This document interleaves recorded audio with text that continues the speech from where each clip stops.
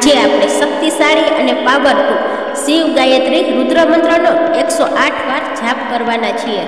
શિવ રુદ્ર ગાયત્રી મંત્ર શિવની કૃપા, શાણપણ અને શક્તિ પ્રાપ્ત કરવા માટે આ મંત્રનો જાપ કરવામાં આવે છે। આ મંત્ર મનને શાંત કરવામાં, એકાગ્રતા વધારવામાં અને નકારાત્મક લાગણીઓને દૂર કરવામાં મદદ કરે છે। ખાસ કરીને સોમવારે આ મંત્રનો જાપ કરવો શુભ માનવામાં આવે છે। तो चलो आपणे पण शिव रुद्र गायत्री मंत्रनो जाप करिए। ओम तत्पुरुषाय विद्महे महादेवाय धीमहि तन्नो रुद्र प्रचोदयात्। ओम तत्पुरुषाय विद्महे महादेवाय धीमहि तन्नो रुद्र प्रचोदयात्। ओम तत्पुरुषाय विद्महे महादेवाय धीमहि तन्नो रुद्र प्रचोदयात्। ओम तत्पुरुषाय विद्महे महादेवाय धीमहि तन्नो रुद्र प्रचोदयात्। ओम तत्पुरुषाय विद्महे महादेवाय धीमहि तन्नो रुद्र प्रचोदयात्। ओम तत्पुरुषाय विद्महे महादेवाय धीमहि तन्नो रुद्र प्रचोदयात्। ओम तत्पुरुषाय विद्महे महादेवाय धीमहि तन्नो रुद्र प्रचोदयात्। ओम तत्पुरुषाय विद्महे महादेवाय धीमहि तन्नो रुद्र प्रचोदयात्। ओम तत्पुरुषाय विद्महे महादेवाय धीमहि तन्नो रुद्र प्रचोदयात्। ओम तत्पुरुषाय विद्महे महादेवाय धीमहि तन्नो रुद्र प्रचोदयात्। ओम तत्पुरुषाय विद्महे महादेवाय धीमहि तन्नो रुद्र प्रचोदयात्। ओम तत्पुरुषाय विद्महे महादेवाय धीमहि तन्नो रुद्र प्रचोदयात्। ओम तत्पुरुषाय विद्महे महादेवाय धीमहि तन्नो रुद्र प्रचोदयात्। ओम तत्पुरुषाय विद्महे महादेवाय धीमहि तन्नो रुद्र प्रचोदयात्। ओम तत्पुरुषाय विद्महे महादेवाय धीमहि तन्नो रुद्र प्रचोदयात्। ओम तत्पुरुषाय विद्महे महादेवाय धीमहि तन्नो रुद्र प्रचोदयात्। ओम तत्पुरुषाय विद्महे महादेवाय धीमहि तन्नो रुद्र प्रचोदयात्। ओम तत्पुरुषाय विद्महे महादेवाय धीमहि तन्नो रुद्र प्रचोदयात्। ओम तत्पुरुषाय विद्महे महादेवाय धीमहि तन्नो रुद्र प्रचोदयात्। ओम तत्पुरुषाय विद्महे महादेवाय धीमहि तन्नो रुद्र प्रचोदयात्। ओम तत्पुरुषाय विद्महे महादेवाय धीमहि तन्नो रुद्र प्रचोदयात्। ओम तत्पुरुषाय विद्महे महादेवाय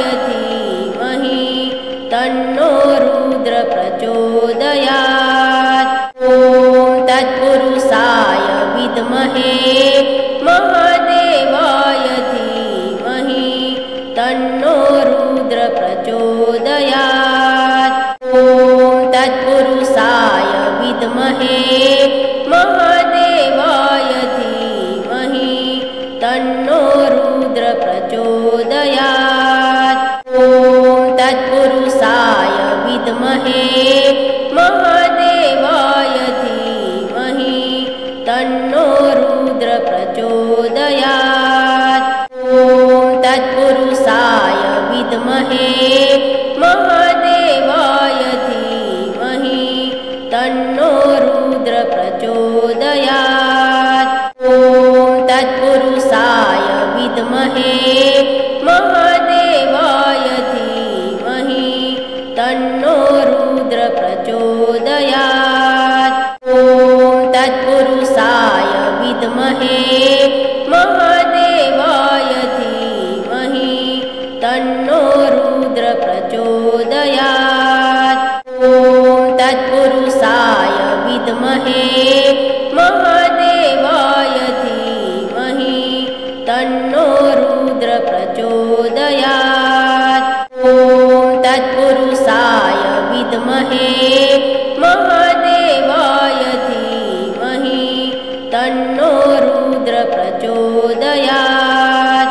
ॐ तत्पुरुषाय विद्महे महादेवाय धीमहि तन्नो रुद्र प्रचोदयात्। ॐ तत्पुरुषाय विद्महे महादेवाय धीमहि तन्नो रुद्र प्रचोदयात्। ॐ तत्पुरुषाय विद्महे महादेवाय धीमहि तन्नो रुद्र प्रचोदयात्। ॐ तत्पुरुषाय विद्महे महादेवाय धीमहि तन्नो रुद्र प्रचोदयात्। ॐ तत्पुरुषाय विद्महे महादेवाय धीमहि तन्नो रुद्र प्रचोदयात्। ॐ तत्पुरुषाय विद्महे महादेवाय धीमहि तन्नो रुद्र प्रचोदयात्।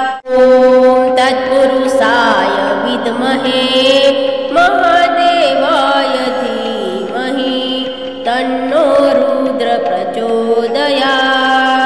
ॐ तत्पुरुषाय विद्महे महादेवाय धीमहि तन्नो रुद्र प्रचोदयात्। ॐ तत्पुरुषाय विद्महे महादेवाय धीमहि तन्नो रुद्र प्रचोदयात्। ॐ तत्पुरुषाय विद्महे महादेवाय धीमहि तन्नो रुद्र प्रचोदयात्। ॐ तत्पुरुषाय विद्महे महादेवाय धीमहि तन्नो रुद्र प्रचोदयात्। ॐ तत्पुरुषाय विद्महे महादेवाय धीमहि तन्नो रुद्र प्रचोदयात्। ॐ तत्पुरुषाय विद्महे महादेवाय धीमहि तन्नो रुद्र प्रचोदयात्। ॐ तत्पुरुषाय विद्महे महादेवाय धीमहि तन्नो रुद्र प्रचोदयात्। ॐ तत्पुरुषाय विद्महे महादेवाय धीमहि तन्नो रुद्र प्रचोदयात्।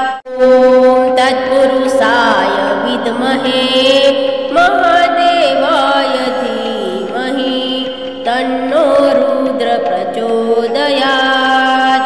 ॐ तत्पुरुषाय विद्महे महादेवाय धीमहि तन्नो रुद्र प्रचोदयात्।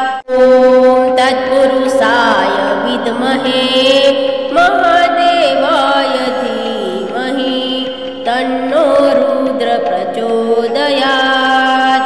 ॐ तत्पुरुषाय विद्महे महादेवाय धीमहि तन्नो रुद्र प्रचोदयात्। ॐ तत्पुरुषाय विद्महे महादेवाय धीमहि तन्नो रुद्र प्रचोदयात्। ॐ तत्पुरुषाय विद्महे महादेवाय धीमहि तन्नो रुद्र प्रचोदयात्। ॐ तत्पुरुषाय विद्महे महादेवाय धीमहि तन्नो रुद्र प्रचोदयात्। ॐ तत्पुरुषाय विद्महे महादेवाय धीमहि तन्नो रुद्र प्रचोदयात्। ॐ तत्पुरुषाय विद्महे महादेवाय धीमहि तन्नो रुद्र प्रचोदयात्। ॐ तत्पुरुषाय विद्महे महादेवाय धीमहि तन्नो रुद्र प्रचोदयात्। ॐ तत्पुरुषाय विद्महे महादेवाय धीमहि तन्नो रुद्र प्रचोदयात्। ॐ तत्पुरुषाय विद्महे महादेवाय धीमहि तन्नो रुद्र प्रचोदयात्। ॐ तत्पुरुषाय विद्महे महादेवाय धीमहि तन्नो रुद्र प्रचोदयात्। ॐ तत्पुरुषाय विद्महे महादेवाय धीमहि तन्नो रुद्र प्रचोदयात्। ॐ तत्पुरुषाय विद्महे महादेवाय धीमहि तन्नो रुद्र प्रचोदयात्। ॐ तत्पुरुषाय विद्महे महादेवाय धीमहि तन्नो रुद्र प्रचोदयात्।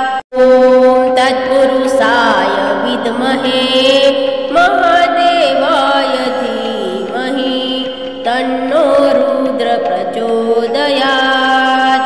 ॐ तत्पुरुषाय विद्महे महादेवाय धीमहि तन्नो रुद्र प्रचोदयात्। ॐ तत्पुरुषाय विद्महे महादेवाय धीमहि तन्नो रुद्र प्रचोदयात्। ॐ तत्पुरुषाय विद्महे महादेवाय धीमहि तन्नो रुद्र प्रचोदयात्। ॐ तत्पुरुषाय विद्महे महादेवाय धीमहि तन्नो रुद्र प्रचोदयात्।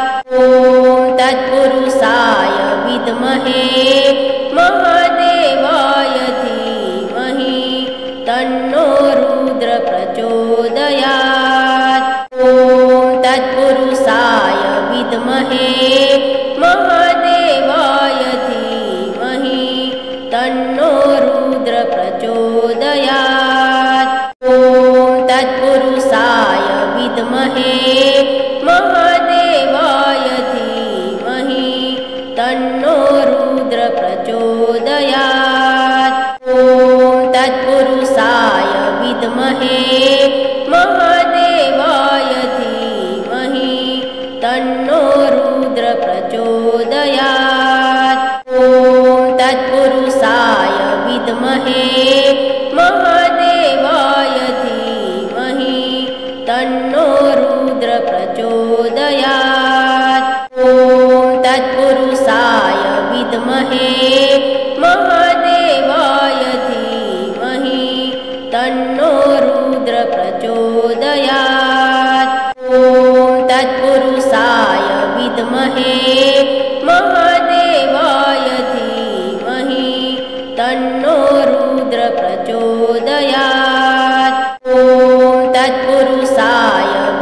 विद्महे महादेवाय धीमहि तन्नो रुद्र प्रचोदयात्। ॐ तत्पुरुषाय विद्महे महादेवाय धीमहि तन्नो रुद्र प्रचोदयात्। ॐ तत्पुरुषाय विद्महे महादेवाय धीमहि तन्नो रुद्र प्रचोदयात्। ॐ तत्पुरुषाय विद्महे महादेवाय धीमहि तन्नो रुद्र प्रचोदयात्। ॐ तत्पुरुषाय विद्महे महादेवाय धीमहि तन्नो रुद्र प्रचोदयात्। ॐ तत्पुरुषाय विद्महे महादेवाय धीमहि तन्नो रुद्र प्रचोदयात्। ॐ तत्पुरुषाय विद्महे महादेवाय धीमहि तन्नो रुद्र प्रचोदयात्। ॐ तत्पुरुषाय विद्महे महादेवाय धीमहि तन्नो रुद्र प्रचोदयात्। ॐ तत्पुरुषाय विद्महे महादेवाय धीमहि तन्नो रुद्र प्रचोदयात्। ॐ तत्पुरुषाय विद्महे महादेवाय धीमहि तन्नो रुद्र प्रचोदयात्। ॐ तत्पुरुषाय विद्महे महादेवाय धीमहि तन्नो रुद्र प्रचोदयात्। ॐ तत्पुरुषाय विद्महे महादेवाय धीमहि तन्नो रुद्र प्रचोदयात्। ॐ तत्पुरुषाय विद्महे महादेवाय धीमहि तन्नो रुद्र प्रचोदयात्। ॐ तत्पुरुषाय विद्महे महादेवाय धीमहि तन्नो रुद्र प्रचोदयात्। ॐ तत्पुरुषाय विद्महे महादेवाय धीमहि तन्नो रुद्र प्रचोदयात्। ॐ तत्पुरुषाय विद्महे महादेवाय धीमहि तन्नो रुद्र प्रचोदयात्। ॐ तत्पुरुषाय विद्महे महादेवाय धीमहि तन्नो रुद्र प्रचोदयात्। ॐ तत्पुरुषाय विद्महे महादेवाय धीमहि तन्नो रुद्र प्रचोदयात्। ॐ तत्पुरुषाय विद्महे महादेवाय धीमहि तन्नो रुद्र प्रचोदयात्। ॐ तत्पुरुषाय विद्महे महादेवाय धीमहि तन्नो रुद्र प्रचोदयात्। ॐ तत्पुरुषाय विद्महे महादेवाय धीमहि तन्नो रुद्र प्रचोदयात्। ॐ तत्पुरुषाय विद्महे महादेवाय धीमहि तन्नो रुद्र प्रचोदयात्। ॐ तत्पुरुषाय विद्महे महादेवाय धीमहि तन्नो रुद्र प्रचोदयात्। ॐ तत्पुरुषाय विद्महे महादेवाय धीमहि तन्नो रुद्र प्रचोदयात्। ॐ तत्पुरुषाय विद्महे महादेवाय धीमहि तन्नो रुद्र प्रचोदयात्। ॐ तत्पुरुषाय